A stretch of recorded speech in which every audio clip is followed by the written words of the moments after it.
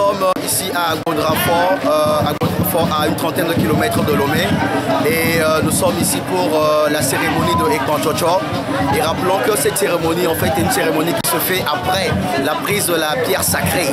Et aujourd'hui à Agbodrafort, le constat qui a été fait, c'est que d'habitude c'est une cérémonie qui se fait par toutes les collectivités. Ces collectivités se mettent ensemble et font ce processus de cette cérémonie de Ekpanchocho. Mais cette année, le constat qui a été fait, c'est qu'il y a une division au sein des collectivités. Et ce qui fait que deux collectivités, enfin, ont essayé de faire la cérémonie. Et chacun l'a essayé de le faire à sa manière. La première collectivité a essayé de faire la cérémonie de Ekpanchocho le matin. Et juste après, on a constaté que la deuxième collectivité aussi est passée.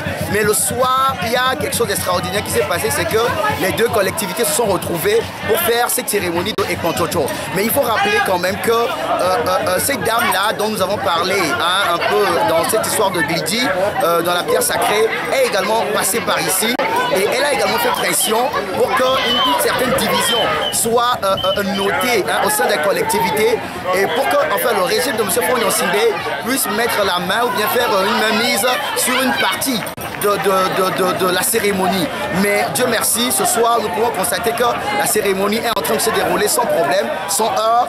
Mais il faut rappeler quand même que cette division-là est quand même là et tout le monde peut constater cela parce que le matin, cette cérémonie a quand même été marquée par des divisions. Mais Dieu merci, aujourd'hui, la cérémonie est en train de rentrer dans le normal et nous remercions Dieu pour cela. Mais ce que nous voulons dire en fait, c'est qu'il faudrait que la politique puisse laisser de côté la tradition. Il ne faudrait pas que la politique puisse mettre la main dans la tradition. Et je crois que ce que nous pouvons dire par rapport à nos rois et autres, il faudrait leur dire aussi de rester dans leur palais royal afin de faire la tradition, mais de ne pas chercher à mettre la main mise sur les prêtres. Parce que ce que nous savons, c'est que c'est les prêtres qui font les cérémonies et les rois sont gardiens des us et coutumes.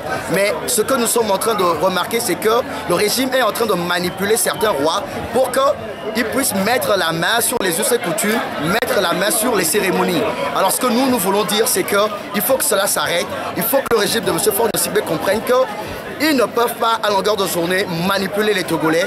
Et comme j'ai l'habitude de le dire, régner pour diviser, on finit par se diviser soi-même. Je vous parle depuis Agbodrafort, Jean-Luc Assiakole pour le Togovi.com.